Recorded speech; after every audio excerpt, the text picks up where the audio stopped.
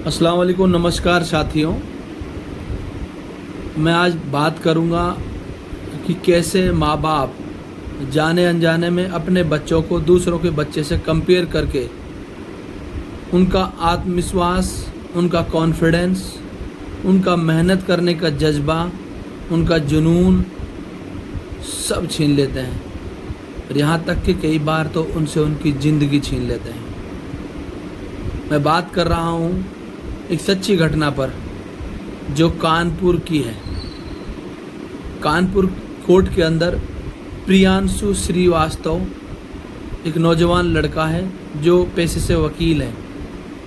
वो वहाँ पर वकालत करता है और वो अपने बाप के साथ, उसका बाप भी वकील है, उसके साथ ही वो वकालत करते हैं कोर्ट में।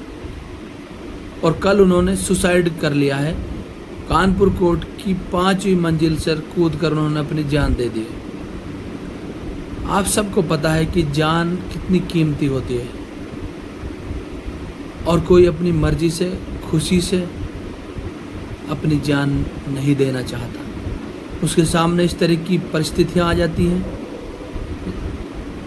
जहां पर वो जीने की सारी उम्मीद छोड़ देता है और मौत को गले लगा लेता है, क्योंकि इंसानी ज़िंदगी बहुत कीमती है।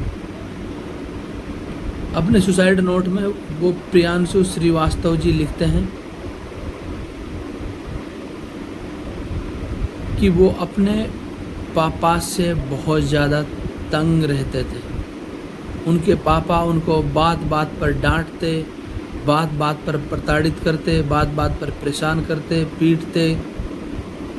और उन्होंने सुसाइड नोट में जो टाइटल लिखा है कि पापा मैं हार गया और आप जीत गए। वो अपना पूरे जीवन की घटनाएं बताते हैं। ख़ास तौर पर उन्होंने एक घटना का जिक्र किया है कि जब वो 6 साल के थे तो उन्होंने फ्रिज से निकाल कर मैंगो शेक पी लिया था,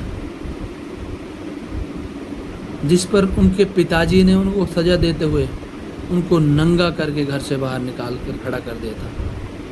वो आगे लिखते हैं कि उनके पिताजी उन्हें मोहल्ले वालों के सामने बेइज्जत करते, पीटते और यहाँ तक कि उनको कोर्ट में अगर कोई छोटी मोटी गलती हो जाती या काम टाइम पे नहीं होता तो उनको हिजड़ा कह के बुलाते, अपाहिज कह के बुलाते, नामर्द कह के बुलाते। तो उन्होंने सुसाइड कर लिया, अपनी ज़िंदगी से चला गया। अब हम बात करते हैं आज के जो माँ बाप हैं। आज के बहुत सारे माँ बाप ऐसे होते हैं कि वो अपने बच्चों को दूसरों के बच्चे से कंपेयर करने ले जाते हैं, उनसे उनकी तुलना करने ले जाते हैं। जबकि सच तो ये है कि अल्लाह ताला ने इस दुनिया में किसी भी इंसान को बग़ैर किसी मकसद के नहीं भेजा और अल्लाह ताला ने हर किसी बच्चे में कोई न कोई ख़ास टैलेंट रखा है। कई बार वो उस टैलेंट को पहचान पाता है, कई बार वो पहचान नहीं पाता है। मैं आपको इसको समझाने की कोशिश करता हूँ, क्योंकि मन मुताबिक किसी को काम नहीं मिलता। बहुत कम लोग होते हैं जो अपने पैशन को फॉलो करते हैं और जिसमें उनका दिल होता है वो काम वो करते हैं। जैसे मैं आपको बोलूं कि महेंद्र सिंह धोनी को, सचिन तेंदुलकर को आप बोलते हैं कि वो गाना गाएं, वो टीचर बने, वो वकील बने, जबकि उनका पैशन क्रिकेट था। तो वो अच्छे टीचर, दूसरा वो अच्छे नहीं बन सकते थे, वो क्रिकेटर ही बनना था, उनका वो पैशन था, तो क्रिकेटर बने वो। किसी बच्चे का फील्ड कोई होता है और माँ बाप उसको ज़बरदस्ती कोई दूसरा फील्ड दिला देते हैं। किसी का पढ़ाई में मन नहीं लगता तो उसको ज़बरदस्ती उसको पढ़ाई करवाते हैं। किसी का पैशन आर्ट में है वो उसको ज़बरदस्ती साइंस दिलवा देते हैं।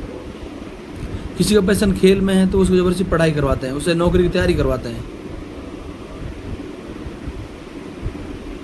किसी का पैशन मैकेनिकल लाइन में होता है, मिस्त्रात में होता है, उसको हम ज़बरदस्ती सरकारी नौकरी की तैयारी करवाते हैं। जबकि पूरी दुनिया के अंदर मैंने इस पर पढ़ा है, स्टडी किया है कि भारत के अंदर मुश्किल से 15 से 20 करियर ऑप्शंस हैं कि भाई आप डॉक्टर बन जाओ, इंजीनियर बन जाओ, वकील बन जाओ, सरकारी नौकरी लग जाओ, आप मिस्त्री बन जाओ, आप किसान बन जाओ। किसान तो खैर कोई बनाना नहीं चाहता, तो यहाँ पर इंडिया में ख़ास तौर पर बस 15 करियर ऑप्शंस हैं, जबकि पूरी दुनिया में अगर हम बात करें तो 12,000 करियर ऑप्शंस हैं।